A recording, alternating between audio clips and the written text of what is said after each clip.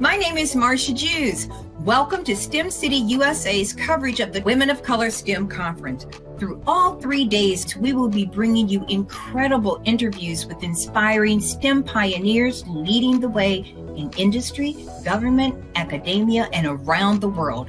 And now, please welcome our next guest. Greetings. My name is Dr. Natasha White, and I began my career with the National Oceanic and Atmospheric Administration 16 years ago as an environmental scientist studying the impacts of environmental contaminants on marine organisms. While that work was amazingly fulfilling, the challenges I faced within that space birthed the passion within me to empower the next generation of STEM professionals, particularly those who come from traditionally underrepresented communities. In my current role with the NOAA Office of Education, Educational Partnership Program with Minority Serving Institutions, I get to do just that. Something interesting about me outside of work is that I love to travel, particularly to Caribbean islands. I love to lounge on the beach, but I do not particularly enjoy getting in the water. Welcome to Women of Color. This is the 28th anniversary, and we are so excited about all of these incredible women of color that are here this weekend here in Detroit, Michigan. And I'm here with Natasha White, who has earned her PhD and master's in environmental sciences from Florida A&M University, while supported by the National Oceanic and Atmospheric Administration. She began her career at NOAA as an environmental scientist with the National Ocean Service, studying the impacts of environmental contaminants on the health of marine mammals, fish, and other marine species. Publications from her research on contaminant body burden and impacts to marine mammals and sediment contaminant levels in South Carolina have been used to inform environmental policies that relate to perfluorinated compounds in the environment. Dr. White transitioned from research to management with the goal of broadening exposure and access to the next generation of STEM professionals, particularly women and individuals from traditionally unrepresented communities. Dr. White has been recognized for her achievements, including the 2023 Women of Color STEM Award for Professional Achievement in Government and 2022 NOAA Administration's Award, NCCOS People's Committee EEO and Diversity Award, the National Science Foundation Hearts of Gold Diversity Leadership Award, and the National Ocean Service EEO and Diversity Awards. In her spare time, when she's resting, don't have absolutely nothing else to do, she is active with the National Coalition of 100 Black Women, Anne Arundel County Chapter, Girl Scouts of the nation's capital, the Yellow Springs Elementary PTA, and enjoys spending time with her husband Richard and children Richard II and Ryan. Welcome. Thank you. How do you have time? I don't. Girl, you must have an alarm clock goes off about 4 o'clock in the morning and you just wind it up and keep it moving, right? Well, where there's a purpose, you make the time for it. So I make the time. Oh, I like that. Say that one more time. So where there's a purpose, you make the time for it. So I'm passionate about when I don't commit myself to anything that I'm not passionate about. So I make time for those things that I know are going to make a difference in someone else's life and enrich mine at the same time. How did you get on this journey? I mean, this is a big picture conversation. It is. Right? But something occurred when you were in elementary or junior high or high school. Something occurred that stirred the pot in your spirit. What was that? Honestly, I was raised, it was my mom and dad and me and my brother. I was raised in, my brother and I were highly competitive.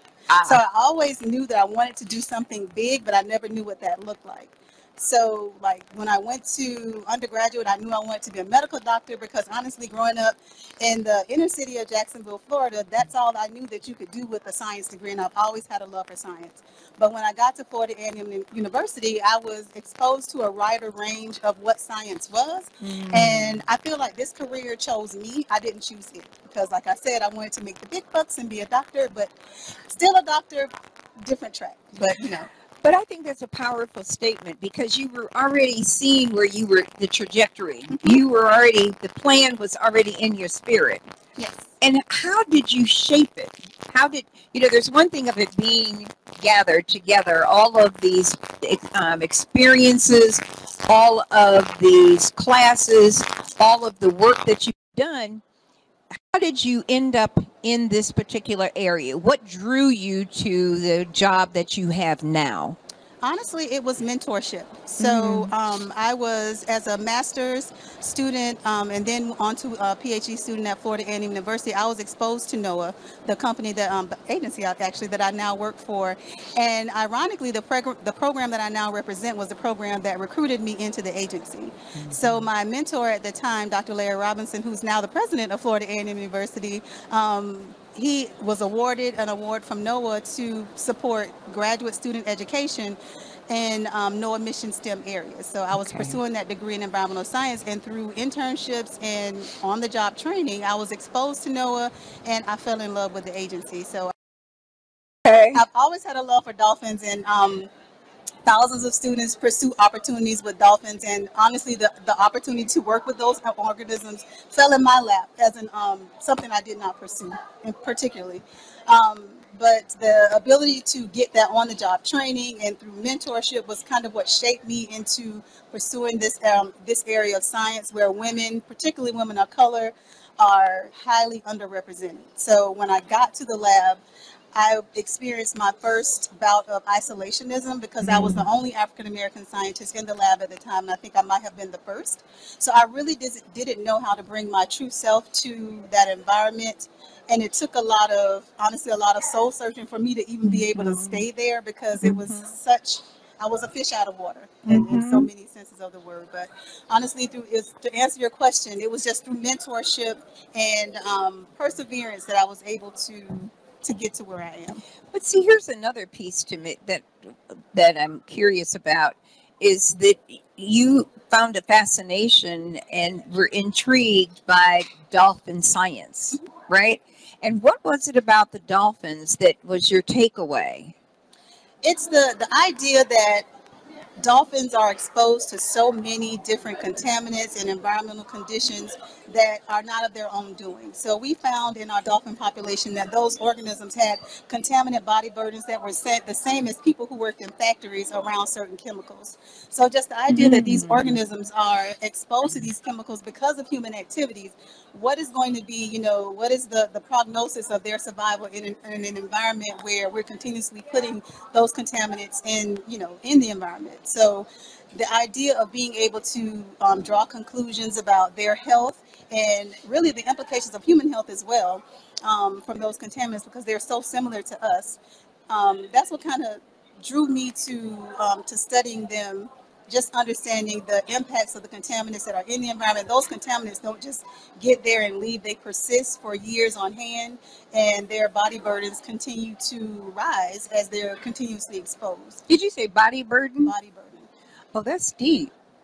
And so I don't see how you even knew to look at dolphins. And I'm fascinated by this. I really am. That, you go to a zoo or you go somewhere to an aquarium and you see the dolphins and, oh, they're cute. But to actually be intrigued enough where it's now part of your scientific research is very powerful. And at some point, somewhere, one day, you looked at those dolphins differently. Right? Can we talk about that switch went off? That was honestly, that's a product of just situational opportunities. Okay. So like I said, when I was recruited to NOAA, I was studying the impacts of microorganisms on oil spills.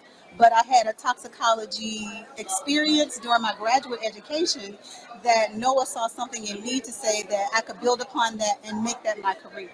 So the scientist who was the lead of the dolphin program, she wanted me on her team, and she picked me up, and she nurtured me, and she taught me everything I needed to know to kind of move the bar in that area of research. So my love for dolphins honestly was a personal love. So I would go on cruises and do the dolphin experiences, which I really don't support now because I don't like to see them in captivity. Right.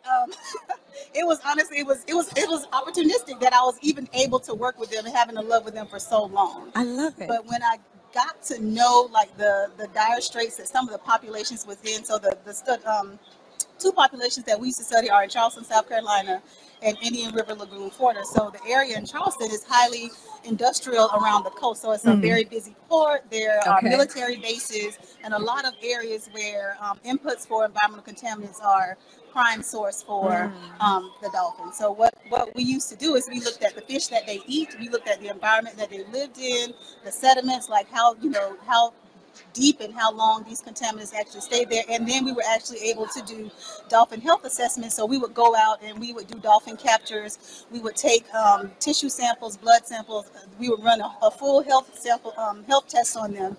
And we were able to run contaminants assays on all of the tissues to just determine the levels of contaminants that were in the dolphins. So that gave us a full view of like what they were being exposed to and really what their prognosis was health-wise.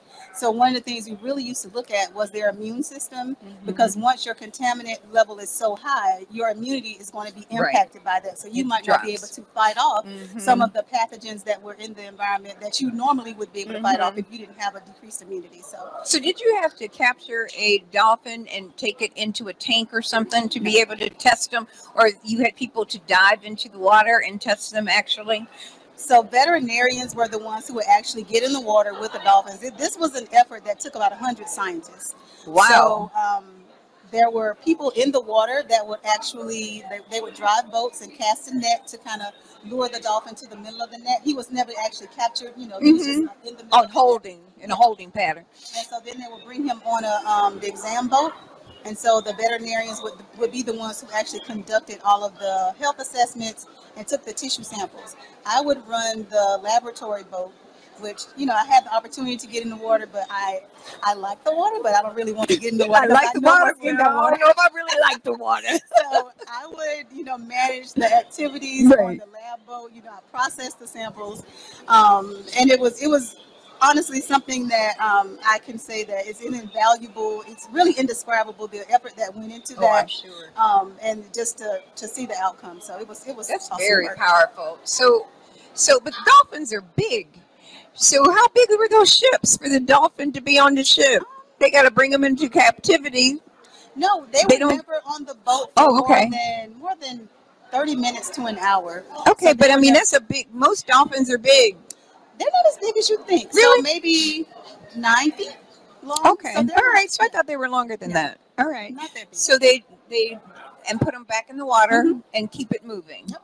Do they tag them so you know that they've already been dealt with or So we had a full inventory of most of the dolphins that lived in the Charleston area. They did what was called a freeze brand. What's that? So there's like you put a branding, like if you brand a cat. Oh, okay. You put it in liquid nitrogen and you put a number on the dolphin. So it's not all the time that we assess the population that we actually have to capture them. We could go out and do spottings of the fins. And we had people that worked in the lab who could, even if they didn't have a freeze brand, they would know the dolphins by the markings on the fin or just the patterns of the fin. So people that did that on a daily basis. So it wasn't always that we got to capture them. That's fascinating. And this is what you do for a living. That's what I did. That's what you did. 12 years of my career. Okay. And I had the opportunity to come to the Office of Education, which is where I now work and where I was recruited into the agency. And this work, even though my time as a scientist was amazing and I'm absolutely fulfilling, what I do now and being able to touch the lives of students who want to be where I am, I think is even more fulfilling than the work I got to do as a scientist. And so the difference in going in teaching or training, how does that compare to a regular educational situation? So the students that I mentor, is more so a mentorship because they're going on internships, but I'm like their program manager. So a lot of the students that I mentor are students who were just like me in undergraduate. They have a talent for science, they get great grades, but they don't really have an idea of what they want to do, and they don't really know the possibilities of what they can do. So me just being able to share my experiences and give them advice about, check out this opportunity, take a chance on yourself. What we want them to do is not just, exercise what your interests are, but to stretch and grow and explore other things. And that's huge. And you've got to have that experience so that you can see yourself there. Yes. And if you don't even know what you don't even know what you don't know if you don't have those experiences. Absolutely. Right? And that's why I'm so passionate about it, because representation matters. Yes. So the program that I work for is called the Educational Partnership Program with Minority Serving Institutions, and this program has single-handedly changed the demographic of minority scientists within NOAA. Really? So, yes. So most of the African American and Hispanic scientists that probably in my generation has come through this program. And some of our, we start off as students, and some of us have reached to the point where they're senior executives or they're leading laboratories. They're doing amazing work. And we try to definitely, keep a partnership with them so that we can reach back and bring forth the next generation, so that our workforce looks more like the American public and not what it's looked like in the past. So what's next for you? That's a good question. So I want to continue doing the work that I'm doing, because it's so satisfying. It can be challenging at times, because working in a DEIJ space can be exhausting when you're continuously trying to fight the good fight. And I honestly work for an agency that is very supportive of diversifying its workforce, but it's not always that everyone within that circle is going to understand the true meaning of what that what that means. So I want to continue on this path and just continue moving up. I definitely have not reached the pinnacle of where I see success. Okay. And I want to continue to make a difference in people's lives, particularly the ones who are coming after me. And I don't doubt for 1 minute that you're not gonna make any change, that you're not going to change, because you're going to change the things that are going on around you, because you're a change agent. Yes, ma'am. And I agree with you. Thank you so much. And we wish you the best. And thank you for coming to the Women of Color, and congratulations. Thank you. And you know you're part of the family now. I will be back. This is my first conference, but I'm having an amazing time. Thank you so much. 28 years. Oh, wow. 28 years. This is a 28th year. So you're part of the family. Thank you. Okay. Thank you. Ladies and gentlemen, we will be right back. Thank you, Ms. Trope. Thank you. Okay.